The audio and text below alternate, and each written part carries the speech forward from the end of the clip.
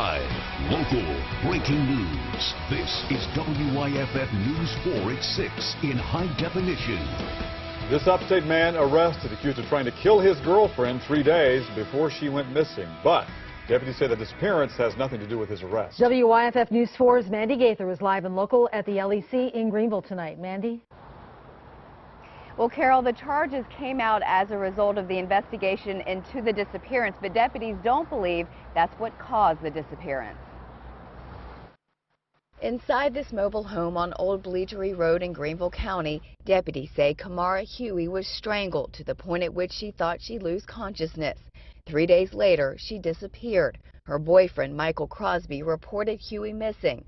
4 days after that, Huey was found alive off the Swamp Rabbit Trail. But deputies say the attempted murder and the disappearance are two different cases involving the same couple. Is it a possibility that she was afraid, just wanted to get away after what allegedly happened on the 11th? If that's the case, that's not been addressed or even any way remotely relayed to the investigators that was the case. Master Deputy Jonathan Smith says investigators still don't know why Huey disappeared. He says information that was initially reported after she was found has changed. Investigators right now have spoken with her multiple times, have obtained as much information as they can.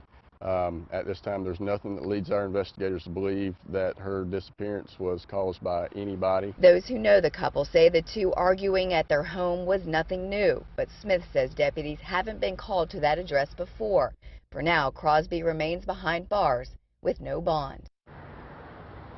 And I also talked to Huey's mom today. She says her daughter is out of the hospital. She says she is now where she is safe, but she says she is not ready to talk yet. Mandy Gaither, WYFF News 4, live in Greenville County.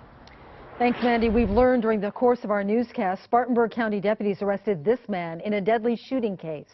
His name is Danny Hamilton Jr., but he goes by the name Boomer. The shooting happened, we're told, near Welford last night. Deputies say they found a man lying in the road at the intersection of Totteridge Drive and Ripple Drive. They say he was shot in the upper body and face. Hamilton is charged with murder. Greenville police are looking for Caldricus Oglesby. He's charged with attempted murder. Police say he shot someone at the Shenwood Apartments back on October 21st. Police consider him to be armed and dangerous, and if you see him, officers say don't approach him. Instead, call Crime Stoppers at 23 Crime. We learned from the coroner today that a construction worker died over the weekend. James Irby fell off a roof he was repairing. It happened at a townhouse on Asteria Street in Greenville. Irby was 60 years old. Drug overdoses and an attack on police abruptly ended a live music concert in Asheville. WYFF News 4's Myra Ruiz has more on what happened next.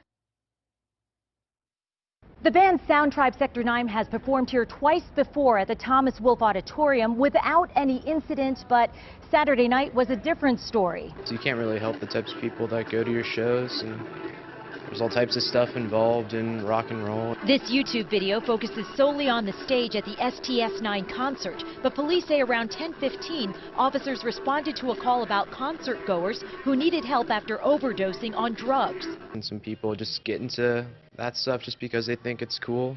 It breaks my heart to know that people who are attending events here aren't taking care of themselves, especially because Asheville is known to be a really healing place. Emergency responders took 7 people who OD'd to the hospital. Police declined to say what types of drugs may have been involved, but officers say while they were helping, some concert goers threw bottles and garbage at them. It's not our MO. We aren't like that in Asheville. We want to heal everyone. We're like a city of lovers. Police also arrested 4 people and charged them for having marijuana. For public safety reasons, police forced everyone out of the auditorium and brought the concert to an end. There are lots of people there that are there for the music, but some people are there for other reasons. And a spokesperson for U.S. Cellular Center says there are some considerations to make before deciding whether or not STS-9 will perform here again. Myra Ruiz, WYFF News 4, Asheville. A spokesman for the U.S. Cellular Center, which oversees the Thomas Wolfe Auditorium, says they're still talking with police to determine what happened. South Carolina faces another lawsuit tonight over its same-sex marriage ban. Julie McEldowney claims the DMV would not let her take her wife's name, although she legally changed her name with the Social Security Administration in Washington, D.C. She filed the suit in Lexington on Friday. Tonight, the men running for South Carolina Lieutenant Governor will debate. Republican Henry McMaster and Democrat Bakari Sellers take the stage at 7 o'clock tonight. It'll air on SCE-TV. The Lieutenant Governor here is constitutionally mandated to preside over the state Senate and to take over for the governor if necessary, and as well, the Lieutenant Governor runs the State Office on Aging. Officials tell us Spartanburg's downtown airport is ready for an upgrade. The Spartanburg Downtown Memorial Airport is extending its runway. The project will take 3 years, cost $25 million. The runway will be extended 1,700 feet. That will make it a total of 6,000 feet long. Airport officials say it's all for safety. If they should overrun the runway, there's not a safe place for them to stop. Also, if an airplane did overrun the runway, there's also a danger that it could hurt some of the public citizens.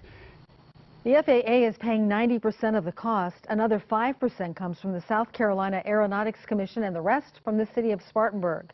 The airport recently received an initial grant of almost $8 million that will be used for site preparation work. A Greenville firefighter and rookie bobsledder went back to New York this weekend. He is trying to win a spot on the U.S. national team and eventually the Olympic squad. Casey Wickline paired with a man out of California this past Saturday, and the two did win the first selection races.